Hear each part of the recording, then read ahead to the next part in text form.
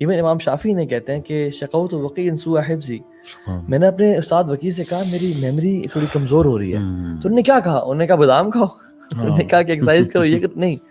فارشدنی الی ترک المعاصی، انہوں نے کہا کہ گناہ چھوڑ دو. فان العلم نور، نور اللہ لا یعطی لعاصی، کہا کہ اللہ کا جو علم ہے نا یہ نور ہے، اور اللہ اپنا نور کسی گناہ گار کو نہیں دیتا. سو رزق کم ہوتا ہے، لائف سپین کم ہوتا ہے.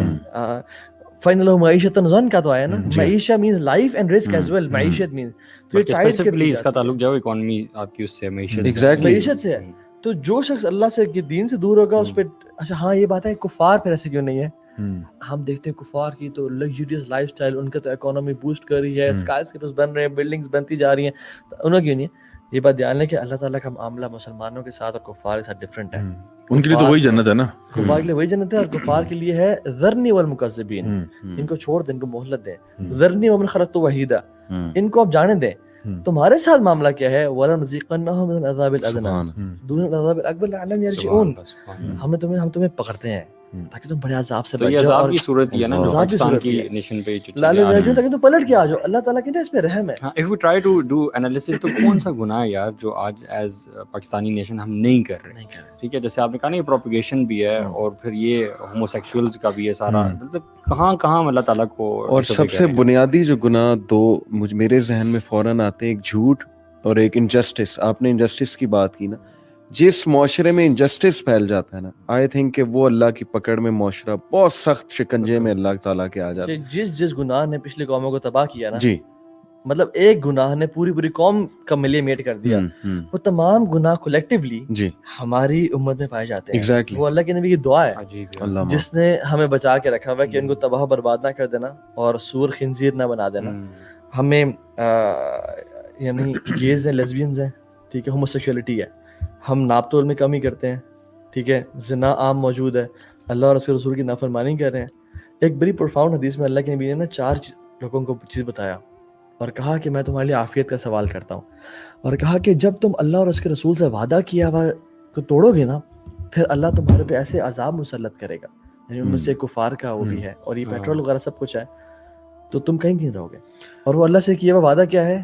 لا الہ الا اللہ محمد رسول اللہ. اور ہم وہ چھوڑ کے بیٹھ گئے ہیں. ہم دیکھیں ہمارے کیا. اچھا، ایک نبی کریم صلی اللہ علیہ وسلم کی حدیث این رزق کے اوپر ہے کہ آپ کا رزق جو ہے نا، اگر تم چاہتے ہو کہ تمہارے رزق میں فراوانی ہو جائے اور تمہاری عمر دراز کر دی جائے، تو آپ نے فرمایا کہ اپنے جو فیملی ٹائز ہیں ان کو نبھانا، ان کو مینٹین کرنا، صلہ رحمی کرنا.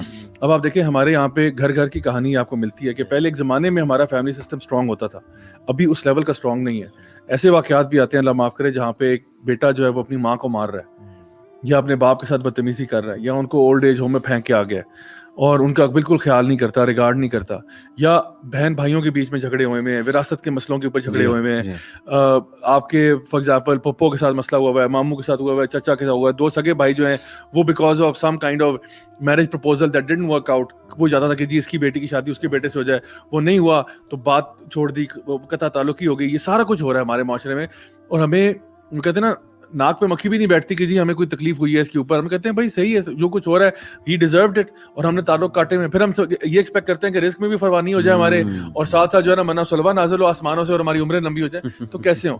اور یہ جو آپ نے ابھی حوالہ دیا تھا تھوڑی دیر پہلے، دیکھیں یہ جو فتنہ ہے نا، اس کے بارے میں نبی کریم صلی اللہ علیہ وسلم کی حدیث آپ نے فرمایا کہ ایک ٹائم آئے گا جب یہ جو فتنہ ہے نا تمہارے اوپر ایسا ہے کہ جیسے رات کا اندھیرا تمہیں لپیٹ لیتا ہے. اور پھر اس میں کیا ہوگا کہ ایک بندہ صبح کو اٹھے گا تو مومن ہوگا، رات کو سونے جائے گا تو کافر ہوگا، یا صبح اٹھے گا تو کافر ہوگا، رات کو مومن ہوگا.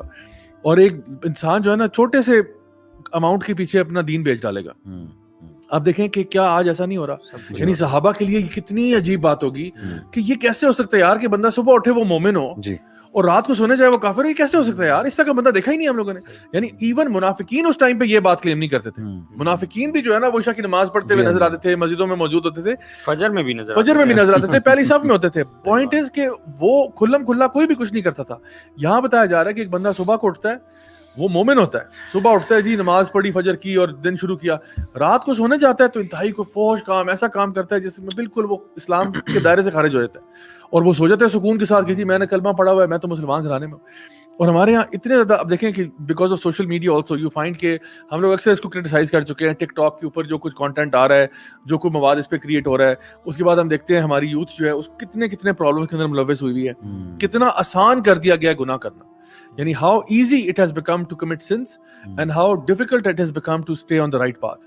اور اگر کوئی بندہ آج شرافت کی راہ اختیار کرتا ہے, آج کوئی بندہ دین کے اوپر چلنا چاہتا ہے, سارے اس کو الٹا کرٹیسائز کر رہے ہوتے ہیں, which is so hard to believe کہ یار ایک بندہ نیکی کا کام کرنا چاہ رہا ہے, ایک بندہ اپنے آپ کو بہتر کرنا چاہ رہا ہے, ایک بندہ اللہ کے دین سے جڑنا چاہ رہا ہے, آپ اسی کو کرٹیسائز کر رہے ہیں. اور کتنے میسیجز آتے ہیں, میں خود آپ کو بتاؤں کہ جی فار ایگزامپل کوئی سسٹر کہتی ہیں جی میں نے حجاب کیا ہے لیکن میرے پیرنٹس نہیں مان رہے, میں نے حجاب کیا ہے میرے ہسبینڈ نہیں مان رہے. ایک لڑکا کہتا ہے جی میں مسجد میں نماز پڑھنا چاہتا ہوں, میرے پیرنٹس مجھے روک رہے ہیں, ایسے ہو رہا ہے ویسے ہو رہا ہے. آخر کیوں ہو رہا ہے؟ مطلب ایک تو ہے نا کہ آپ چلو خود نہیں کر رہے, ٹھیک ہے فیئر انف, ایک ہے آپ لوگوں کو بھی روک رہے ہو اچھائی کرنے سے. حالانکہ آپ لوگوں کو اچھائی سے روکنے میں کون سا آپ کے اوپر مطلب کون سا ٹیکس لگا ہوا ہے آپ پہ کہ آپ کو کہا جا رہا ہے کہ اس کو آپ نے روکنا ہی روکنا ہے, لیکن پھر بھی لوگ کر رہے ہیں. یعنی امر بالمعروف کے بجائے نا وہ منکر کی طرف لوگوں کو دعوت دی جا رہی ہے. عجیب معاملہ ہے. دیکھیں نا سبحان اللہ, یہ مسلمان ہیں, سبحان اللہ, وہ کہتے ہیں نا کہ یہ مسلمان ہیں جنہیں دیکھ کے شرمائیں یہود, کہ ماں اپنی بیٹی کو حجاب سے روک رہی ہے کہ تجھے رشتہ نہیں ملے گا, حالانکہ اس کو پتہ ہے کہ یہ رب ہے رشتے کروانے والا, یہ رب ہے سب کی.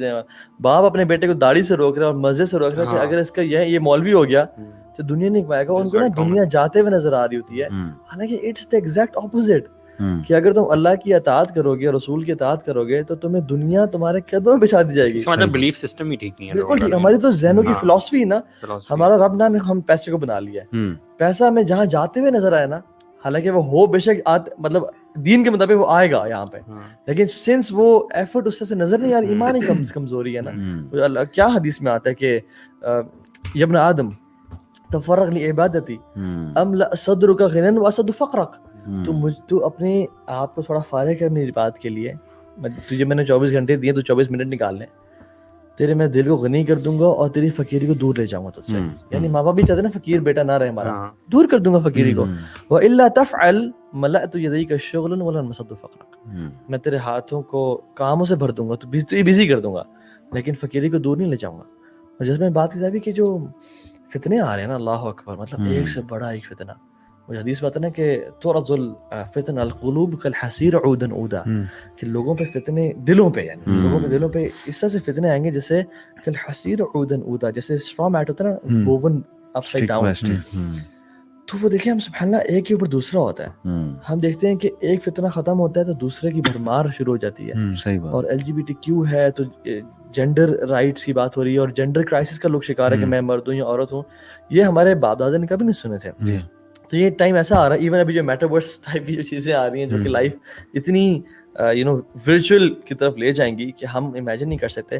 بات ہے کہ اس میں اگر ہم نے اپنا قبلہ درست نہ کیا نا تو ہمیں بڑی بری مار پڑنے والی ہے. سیلف انالیسس اور سیلف اکاؤنٹیبلٹی جو ہے نا اس کی بہت زیادہ کمتی ہے. اللہ تعالیٰ بھی قرآن میں فرماتا ہے نا کہ اللہ تعالیٰ اس قوم کی حالت تب تک نہیں بدلتا جب تک وہ اپنی حالت خود نہیں بدلتا. بے شک. تو وہی چیز ہے کہ مطلب ہر بندے کو کانشیس ہونے کی ضرورت ہے, اپنے بارے میں سوچنے کی ضرورت ہے, یہ ریئلائز کرنا کہ دیکھو یہ جو ہمارے اوپر مصیبتیں آ رہی ہیں نا, سب سے پہلی بات یہ ہمارے اوپر جو مصیبتیں آ رہی ہیں اس میں ہمارے کرتوت کا بہت بڑا عمل دخل ہے. ٹھیک ہے, تو یعنی کلیکٹیولی میں بات کر رہا ہوں. چلیں آپ انفرادی طور پہ نہ بھی مانیں اپنی غلطی کو, آپ کلیکٹیولی ماننے کہ یار حالات خراب ہیں, تو چلو یار باقی اگر توبہ نہیں کرے تو آپ ان کی بہا پہ توبہ کر لیں. آپ بیٹھ کے گڑ گڑا کے اللہ تعالیٰ سے دعا کریں کہ اللہ چلو کم از کم میں تو ٹھیک ہو جاتا ہوں. میں کیونکہ ہم لوگ چاہتے نہیں سارے بدل جائیں, میں نہیں بدلنا چاہتا.